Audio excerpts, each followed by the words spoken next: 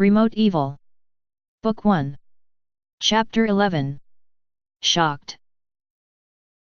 This audiovisual book was created by Joseph Russell Tim Pugison.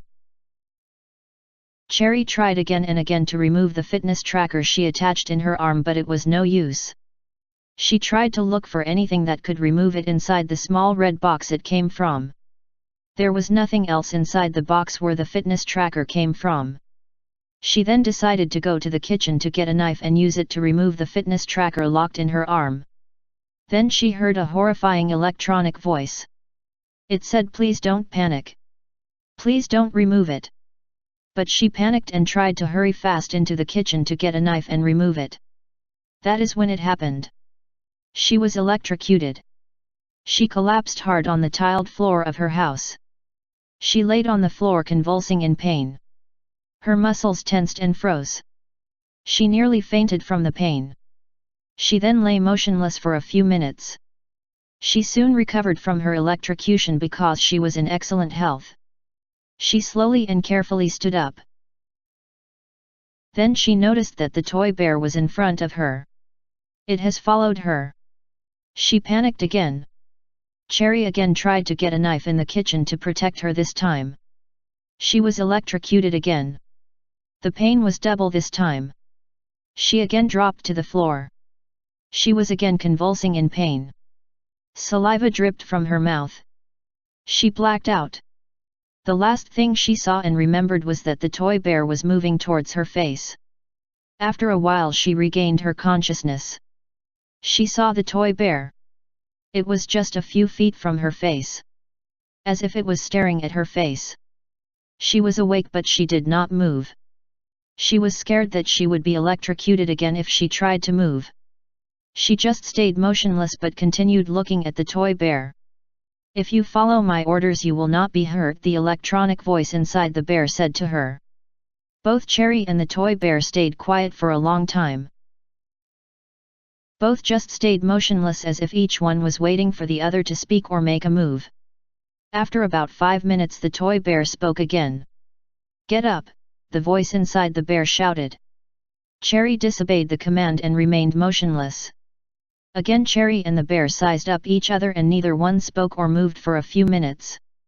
Then Cherry was electrocuted again.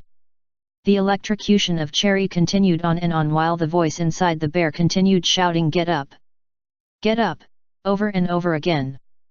Cherry tried to resist the electrocution, but she can feel her brain being fried until it was not able to think anymore. She blacked out again. It could have been an hour or more, but Cherry soon regained her consciousness. Her body ached all over because of the electrocution. She moved to touch the many parts of her aching body, hoping this move will dampen the pain. She did not care anymore what would happen to her if she moved. All she cared about was trying to dampen the pain she was feeling throughout her body. She was crying from the pain. She noticed that the voice inside the bear was quiet. Then she noticed that it has moved slightly away from her face. A flash came out of the mouth of the toy bear. A vase in her living room shattered into pieces. "It's a gun." The thought ran through the head of the terrified Cherry. The voice inside the bear spoke again. "I have a gun. I will kill you now if you don't stand up," it angrily said. Cherry was really scared now. Still crying and weak from the electrocution she just repeatedly experienced, she tried to stand up. She stood up slowly and occasionally lost her balance, but she was able to finally stand.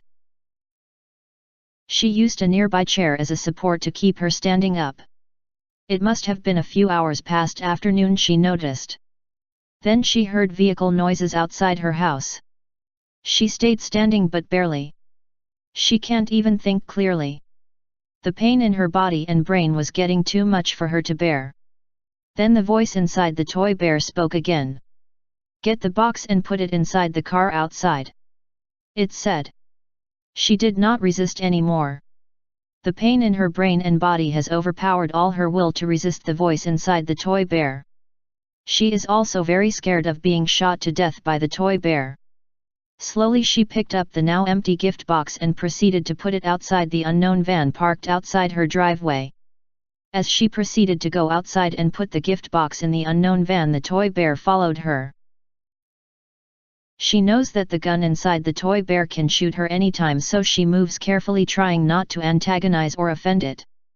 The voice inside the toy bear spoke again.